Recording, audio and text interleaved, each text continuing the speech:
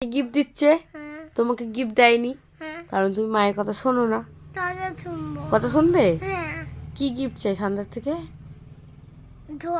ঘর আর কি? আচ্ছা, আর কি চাই?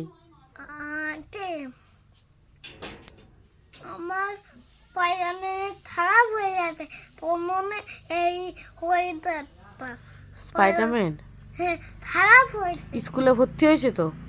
পড়াশোনা করেছো? কইব হ্যাঁ, আবার কথা শোনো না তুমি, সান্টা ক্লজ থেকে গিফট চাও।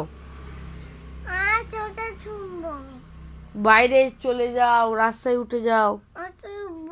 আর করবো না? মনে থাকবে? তাহলে সান্টাকে বলে দেখি যদি গিফট দেয়। হ্যাঁ তাহলে, না হলে না বললে আমি আর কিছু বলতে পারবো না। সান্টাকে আগে জিজ্ঞাসা করি, ঠিক আছে? ঠিক আছে, আচ্ছা ফোন করছি সান্টাকে।